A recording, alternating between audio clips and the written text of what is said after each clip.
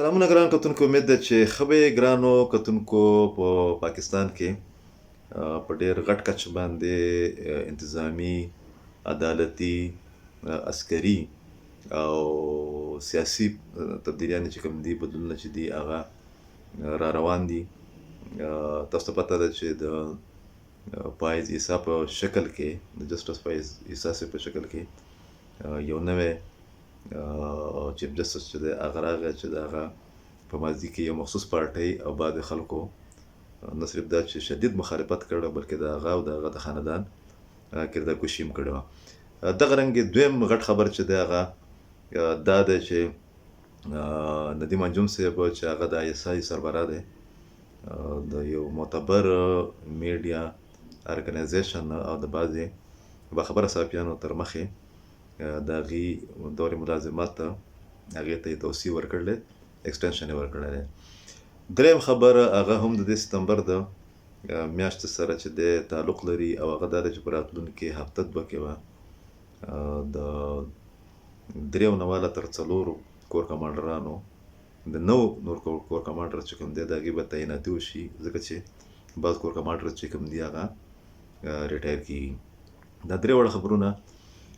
په دې حواله باندې ډېر زیات اهم دي چې د عاصم منیر صاحب ټیم چې دی د کور کمانډرز په لیول باندې چې هغه خپله نامزدګي کوي، هغه به مخې ته راشي او د دې نه بعد بیا توقع کېږي، بلکې دا یقیني خبره ده چې عاصم منیر صاحب چې اصل ګیم کوي یا اصل خپل اهداف حاصلوي، نو هغه به دغه یو سټارټ چې دی بیا به اخیستی کېږي. او په دغه نو کور کمانډرز کې چې دی چې د یو نوي ګورنر خبره پکې هم کېږي، د خیبر پښتونخوا ګورنر او کور کمانډر چې دي هغې پکې هم شامل دي. په دې کې بل یو غټ اړخ چې دی د دې ټولو بدلونونو یا چینجز یا د کومې فیصلې چې کېدونکي دي یا شوي دي، هغه دا دی چې د دې ټول پروسس په نتیجه کې یو خو دا په یو ځای باندې راغونډ شو، او په دې کې یو شی چې دی هغه مشترک دی، او هغه دا چې تحریک انصاف چې هغه د پاکستان یو غټه پارټي پاتې شوې ده، عمران خان صاحب په جیل کې دی، د خیبر پښتونخوا اکثر لیډران چې کوم دي هغه یا گرفتار دي یا روپوشه دي، اکثر چې دي هغه روپوشه دي. نو یو خبره چې دا ډېره زیاته واضحه ده، هغه دا چې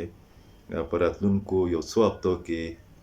یا په میاشتو کې به د تحریک انصاف په مشکلاتو کې او په مسایلو کې او په چیلنجز کې به غیر متوقع طور له ډېر زیات اضافه کېږي. او د هغې بنیادي خبره دا ده چې دغه ټول فریقه چې کوم دي دیو د یو بل طاقت سره، د یو بل منډیټ سره چې کله مخې ته راځي یا د نوي منډیټ سره، نو د دیو مخالفت چې د پاکستان کې چې کوم یوې پارټۍ ډېر په واضح انداز کې کړی دی او په هغې کې ټوله حدود و قیود چې کوم دي هغه یې کراس کړي، نو هغه د بدقسمتۍ نه تحریک انصاف دی. او بیا موږ خلاصه د دې ټول صورتحال دا بیانولی شو چې د تحریک انصاف چې کم کیبورډ واریر وو، هغې چې کوم مزاحمت کړی دی، بیا د 9 مۍ او د 10 مۍ چې کوم واقعات شوي دي، د هغې نه بعد چې کوم کریک ډاونز شوي دي، د هغې په نتیجه کې چې بیا د مصلحت یا د مصالحت څه امکان چې دی هغه پاتې نه شو د دواړه فریقه له طرف نه، نو هغه ګنجایش چې کوم دی یا هغه امکان چې دی هغه پر دې ټولو تبدیلونه بعد چې دی دا نور به هم کم شي، نور به هم ختم شي. دغه رنګې داسې خبرونه چې دي، اطلاعات چې دي، هغه هم راځي چې نوی چې کوم ملیټري اسټبلیشمنټ کومه فارموله ورکړې ده، د هغې مطابق نه صرف دا چې د تحریک انصاف د خیبر پښتونخوا د ډېر اهم لیډرانو خلاف نیب، FIA او سپیشل برانچ خپل کیسونه تیار کړي دي، بلکې په هغې باندې کار هم روان شوی دی. او عجیبه خبره په دې کې دا ده، او خبر هم دا دی چې په دغه خلکو کې یو نوې پارټي جوړه شوې ده د پارلمنټین په نوم باندې، د هغې د 9 لیډرانو یا عهدهدارانو نومونه چې دي هغه پکې هم شامل دي. نو موږ دا ویلی شو چې راتلونکي یو څو هفتې چې کوم دي هغه ډېرې زیاتې اهم دي، خو په دې کې یوه خبره چې د هغه بیا ډېره لازمي ده او ډېره اهم ده، هغه د موجوده صوبایي حکومت کوم چې نګران صوبایي حکومت دی، د هغه نااهلي ده، او په خیبر پښتونخوا کې د بیډ ګورننس چې کوم مظاهر دي، کوم مظاهرې دي او کوم عجیبه غوندې فیصلې موږ ته په نظر باندې راځي، په هغې باندې بحث په دې حواله باندې هم ضروري دی چې د موجوده سیټ اپ په ناکامۍ کې یا بدنامۍ کې کو یو طرف ته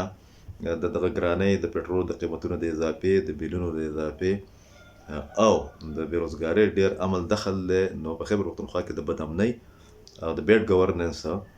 معاملات چې کوم دي هغې هم خپل هغه کوم چې حد دی هغه کراس کړی دی. او عجیبه خبره دا ده چې زموږ پولیټیکل پارټیانې چې دي هغه په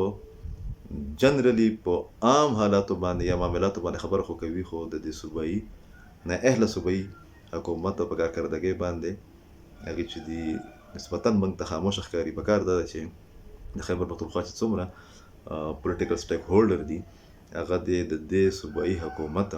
چې کومه کارکردګي ده